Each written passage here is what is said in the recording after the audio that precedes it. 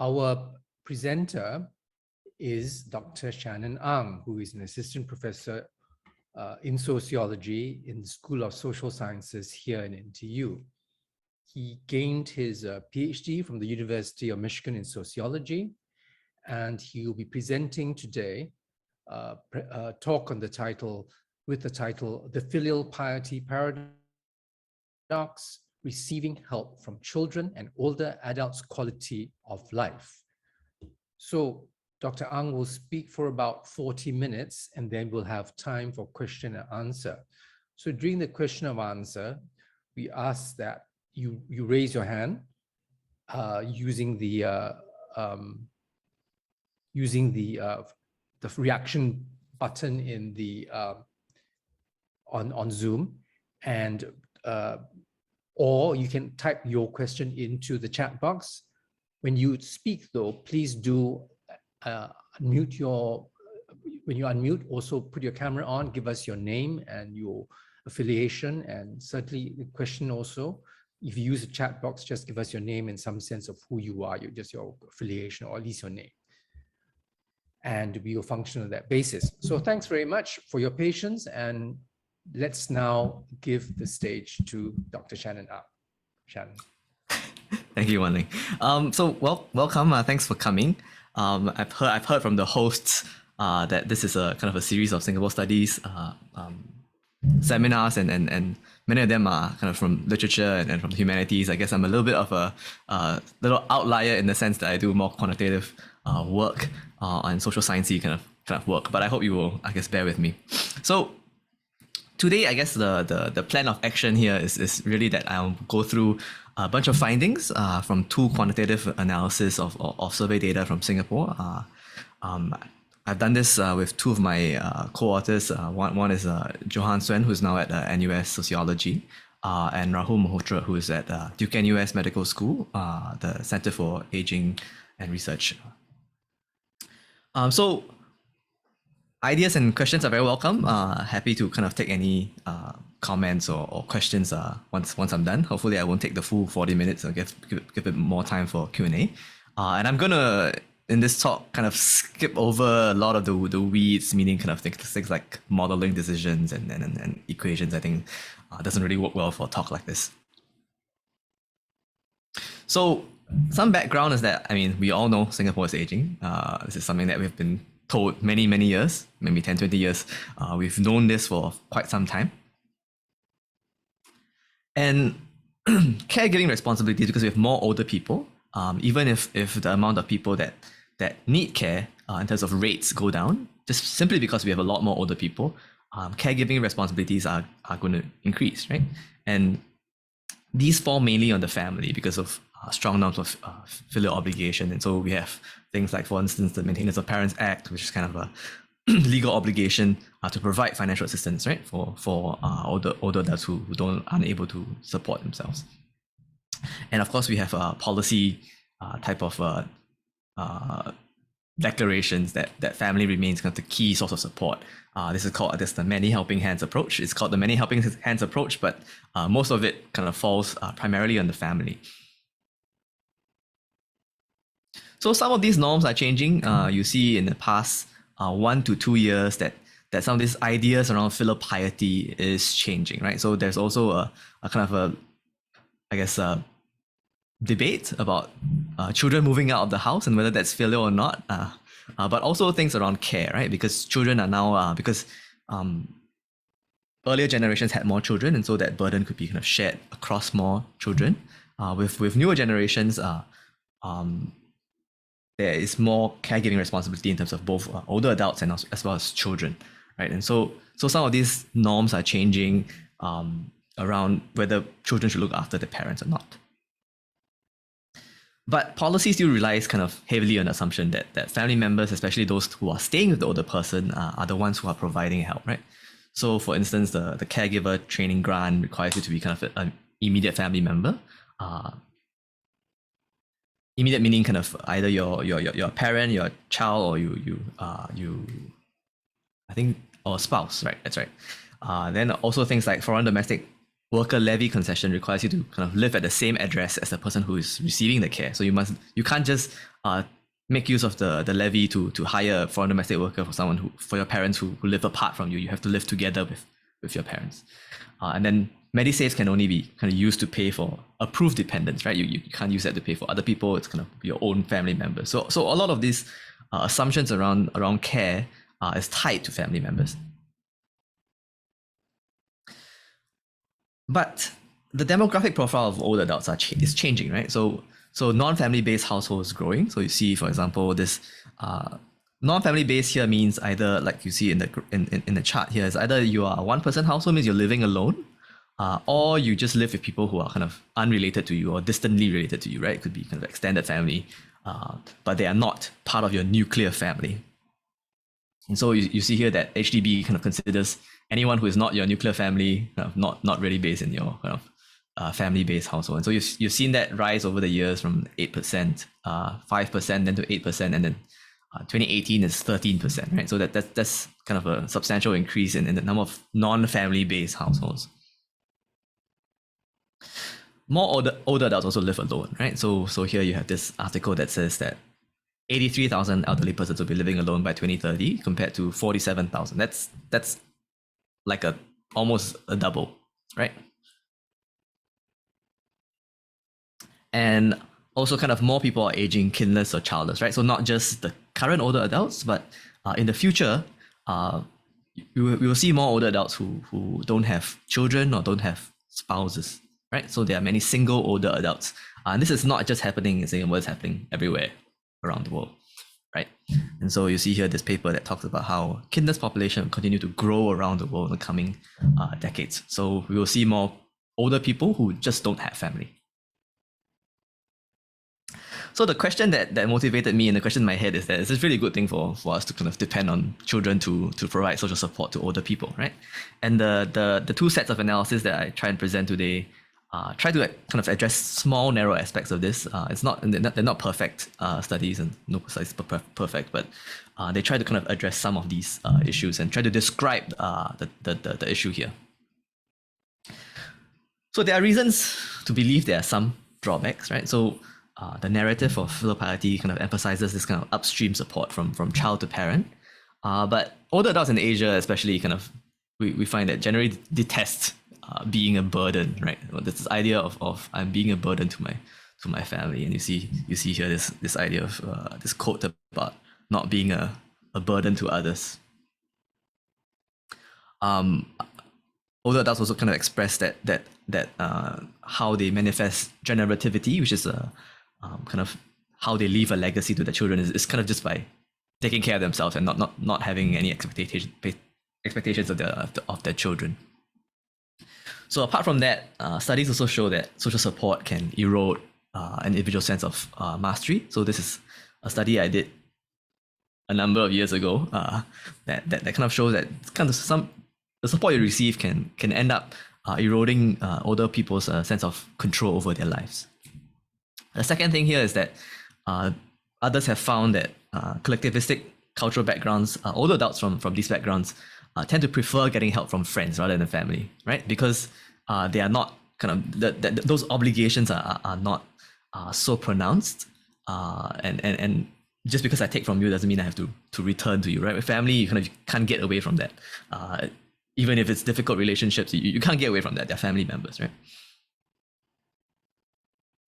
So generally, the point I'm trying to make here is that there's a tension between trying to accept help from others and trying to maintain your own sense of independence, right? And we've kind of set up this situation where if you accept help from children, this tension is especially kind of palpable, right? Because it feels like you're being a burden. If you receive help from friends and other people in the community, I think that tends to be less pronounced because you don't feel like you're kind of being a burden to your own children, right? I think that's a slightly different kind of feeling. So that's the motivation behind what I guess we try to look at. So a bit about the data, because both sets of analysis are using the same data. So these are rather new data that was collected in 2016-17 in the first wave, and then the second wave is collected in 2019. So just before the pandemic. So this is a study of older Singaporeans aged 60 and above. We had 4,005 participants in there. They were interviewed face to face, and because the study was so long, we kind of randomized them to two different questionnaires. Some of them, so you'll see the sample size. Some of them are not so huge. Half of them received the questionnaire on received social support. So some background on what received social support is. So there are two kinds of social support they're talking about here. Typically, when you see the word social support in the literature or in news studies, what they really measure is perceived social support, right? So that means how an individual appraises the support that is available to him or her and the satisfaction that with it. So they always ask questions like, do you feel like you have enough support? Or is there someone you can turn to in times of need, right? So those are questions that elicit perceived social support. Received social support reflects the actual support you receive, right? So both are self-reported, but in the received social support, you're talking about, do you receive any help with chores, right? Do you receive any financial assistance from your children?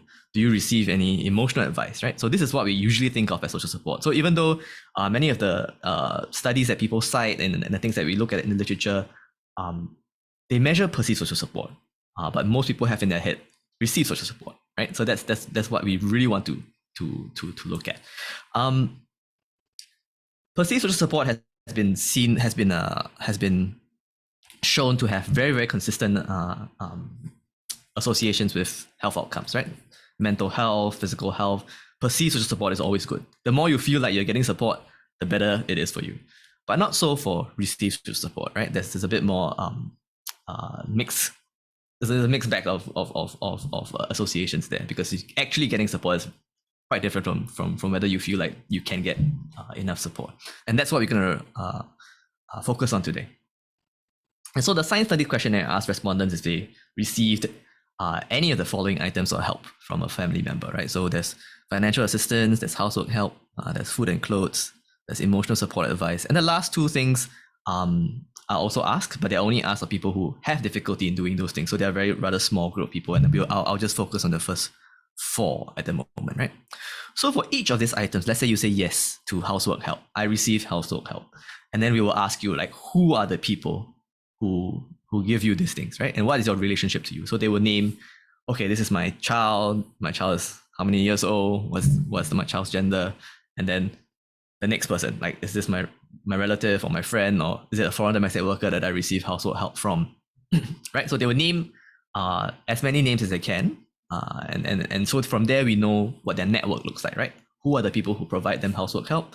Who are the people who provide them food or clothes or material goods? And who are those who kind of provide emotional support or advice?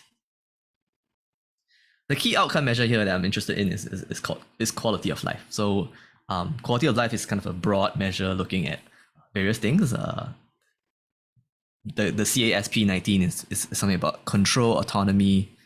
I forgot what S is, but P is pleasure, right? So it's a bunch of different domains, and it contains items like this, which is my age prevents me from doing the things I would like to do. I look forward to each day. My health stops me. My life is full of opportunities. It's kind of a sense of the quality of life based off several domains over how much control they have over their life and how much kind of pleasure they derive from it, and autonomy. Okay, so now to the study. The first study looks at the structure of these social support networks, right? It tries to answer three specific research questions. First is, do those with majority, kind of those people who have networks that are mostly made out of members who are non-nuclear family or non-co-resident, do they get more or less help? Second, who are these people, right? Who rely on non-nuclear family or non-co-resident networks? And finally, how is quality of life affected? Now, you might ask me, what is majority mean? So majority here, we kind of made it such that 70% of your members and above should be non-nuclear family or non-co-resident. Why is it 70% and not 60% and not 50%? The answer is that it's pretty arbitrary, but we wanted to make sure that people with small networks don't get caught up with this. So just because you have 3 people who are helping you and 2 people are non-nuclear, then it shouldn't be that you are considered part of this, right? We want people who capture people who do have predominantly networks that are like that. So if you look at 50%, then if I only have 2 members in my network and one of them is non-nuclear family, then I will have considered a majority non-nuclear family. Doesn't make sense, right? So we wanted to capture primarily those who have larger networks and those who rely on more on people outside the family. Of course, the results don't really differ, even though we did kind of try this kind of like changing the threshold from 50, 60, 70%. I would say they don't really change much. So general description here, lots of numbers here, but don't worry, I've circled out kind of this red little box that talks about how many people, right, have majority non-co-resident or non-nuclear family networks, right? And here you can see that 19.5% of older adults in Singapore rely on majority non-co-resident networks, right? So that's quite a number. Part of those people are people who live alone. So that includes people who live alone. Majority non-nuclear family, there are people who 6.6%, 6.7% who don't who rely mainly on other people for help rather than family members. And then at the intersection, there's about 2% of them who just rely on non-family members as well as non-co-resident. So what do we find? We find that those people from majority non-nuclear networks, family networks, receive more housework help. But they also receive housework help from more people, but they also receive financial assistance from fewer people, right? So they get less money, but they get more kind of help around the household, right? For those people who rely on people outside of the family. Those with non-co-resident networks receive financial assistance, material goods, and emotional support from more people. But they also receive less household help from less people, sorry. So who are those with majority non-co-resident networks? Female respondents were more likely to have majority non-co-resident networks compared to males, and then those who live in smaller flats were also more likely to have majority non-co-resident networks. Those with more children or who are married were also more likely to have a non-co-resident network. What does this mean? So this means that those people who rely on more help from outside the house, more likely female, employed, married, living in smaller, lower income housing units, right? This is quite consistent with prior studies who show that low income households tend to rely on assistance from outside the home. Majority non-co-resident social support also tend to be larger, right? So maybe this is some kind of compensatory mechanism for lower quality support, or non-co-resident children feeling more obligated to provide something because they don't live with the older adults. Small note that we don't capture anything about quantity or quality of that support, right? I think we are purely looking at the size of networks and how many people provide you help. Okay, so that was non-co-resident networks. So who are those with majority non-nuclear family networks? So those with more education were likely to have non-nuclear family networks, and those with more children were less likely. I mean, this makes sense, right? So people who are more educated tend to have less children, and with less children, then they have fewer people in their networks that are family members.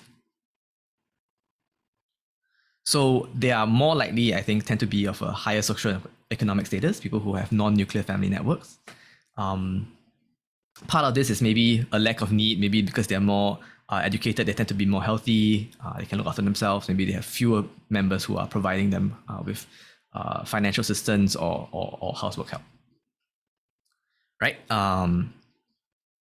But they're also less likely to be married, they have fewer children, and they also receive less emotional support, right? So this people with high ICS, they may feel like they seem to be well supported, but they don't get as much emotional support from people, and this may mean that in the long term it might not be sustainable. Okay, so is quality of life affected by having kind of this kind of more non-traditional networks, right? So we find that those with non-co-resident networks report a significantly higher quality of life, right? They have better quality of life. But those who have non-nuclear family members, so majority non-nuclear family members, that harms their quality of life. So some implications, those with non-nuclear family members in their networks mostly, they report a lower quality of life. Maybe this reflects kind of a deviance from older adults' preference or expectations of family support. It kind of violates this contract of filial obligation. It could also be partly a result of policy milieu favoring support from family members, right? So family members just generally get more help, right? It's easier for family members to provide help than other people, right? So it could be one of two of these things. It's kind of this kind of speculations. Those who have majority non-co-resident networks report a higher quality of life, right? So what we think is that this idea of being a burden is probably more pronounced when you have people within the household. And also kind of this having people live apart might promote some sense of independence and control over their lives, which is difficult to achieve if kind of older adults are constantly monitored by other family members in the household. So these are all kind of speculations based off past findings, but this is what we think is happening here. Okay, so that's the first study, right? So we looked at, I'm sorry, this is a mouthful. Majority non-co-resident networks and majority non-nuclear family networks. So that's the structure of the support. Here the second study that we were trying to look at, so that was a cross-sectional study. This second study looks at two ways of data to see over time, right? Who do older adults receive support from? How does receiving support, whether it's from children, for other people, affect your quality of life? And some of these associations explained by personal mastery. So what is personal mastery? Personal mastery is the control that older adults feel like they have over their life. So it's measured. We measured this with the Perlin mastery scale, which looks like this, right? These are the 5 items that we use it for. So I have little control. There's no way I can resolve some of the problems I have. There's little I can do to change many of the important things. I feel helpless, and I feel like I'm being pushed around in life. So who do older adults receive support from? Older adults receive social support primarily from children. Financial assistance is the most common form of, hold on, where's my chart is here. Okay. So maybe you look at the chart first. So this is the descriptive stuff. So the first part of this is, do you receive help from at least one person, right? So if you receive help from one person, then you go to the next one, right? So among people who receive support from one person, how many people do you receive support from? Okay, so the main point to note here is that the main differences between men and women are found in whether they receive help or not, right? Once they receive help from about the same number of people. But we see that men do receive much less help compared to women in general. So for instance, you might see that only 65% of men receive financial assistance from their children versus 76% for women. So that's from children, and then from others, men receive much less financial assistance from people outside the house, people outside their children, right? Okay, so older adults receive social support primarily from their children. Financial assistance is the most common form of social support from children overall. So you see here, among children, financial support is the highest, right? Except for men, I guess this word close is somewhat high as well. And housework help is the least common, right? Housework help. No, I mean, children don't typically provide housework help in that sense. So this is consistent with past research, right? Showing that older people in Singapore often give their time and effort to family members, especially children, in return for money. So because older adults tend to have more time, they kind of provide babysitting or they kind of do housework in return for kind of this financial support that they get from their children. The relationship is flipped when considering social support from others. So people who are not their children, household help is the most common, right? So you see here, among the help given from others, housework help is the most common, right? So people, you might think about like volunteers or people who come in to kind of help to clean up the house a little bit for these older adults. And financial assistance is the least, right? Because it's I guess not appropriate. We see it as not appropriate for people outside the household to provide financial assistance. How does receiving social support by type and source? By type and source, I mean the different types. So the types as in the financial assistance, household help, and source meaning is it from children or is it from other people? Right. So we find that financial assistance from more children promotes quality of life for men. Right. But for women, it's not. We don't see that. On the other hand, we find that having more children provide housework help for women is bad for their quality of life. So financial assistance is good for men, but housework help is bad for women. And how much of this is kind of mediated by their sense of mastery, right? So for men, 9.3% of this association, so 10%, about 9.3% of this association is mediated by personal mastery, which means that giving financial assistance to men improves their quality of life, partly 10%, 9% of it, because it improves their sense of personal mastery, gives them more control over their lives. Whereas for women, giving them housework help kind of decreases their quality of life because, and 15% of this is because it removes control over their own lives, right? And you might think about this as kind of a almost a gendered kind of situation where because they have been doing the housework their whole life, you provide them help with housework, you might do it not the way that they want you to do it, or you might kind of be taking over their kind of space in the house, right? They're kind of the role, you're kind of eroding their sense of responsibility over a certain role. Not to say that that's ideal for women to take up most of that housework duties, but that's also a big part of their life, I guess, in the family before that. So that's that. I think that was the second study that we were doing. I guess implications here are really that I think we have to be careful about the kinds of help and how these things may affect older adults' sense of independence, autonomy. That I think providing help is good, but it can be good, right? Especially kind of things like, for example, we see that financial assistance does help, but we must be careful around the kinds of help that we do provide. So of course, every study has limitations. This one has the limitations here are that we don't really measure quality or quantity of help. That would be nice to have. But it also be quite onerous on the older person to tell you that each person how much help this person provides and stuff like that. So we didn't do that. Hopefully future studies will look at this.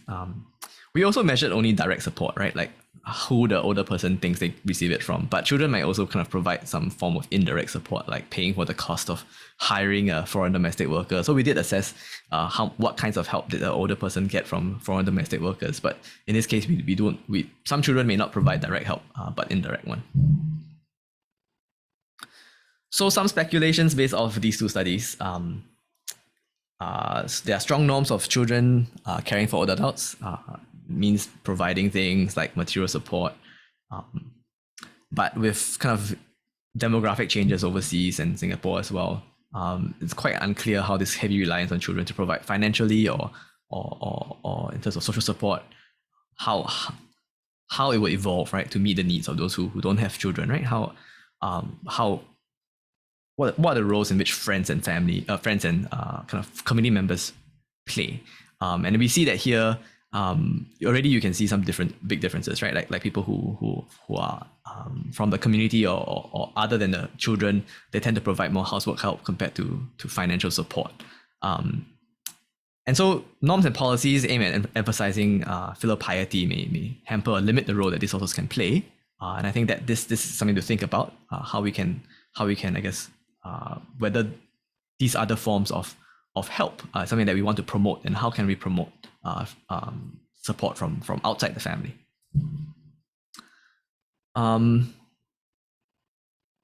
Yeah, and the final one is about how getting support from children may not always benefit older adults, right? I think we need to think about what kinds of support helps older adults and not kind of infantilize them. I think in Singapore especially, maybe not from this study, but other people have kind of talked about how we tend to infantilize older adults, even when we go to like SACs or things like that.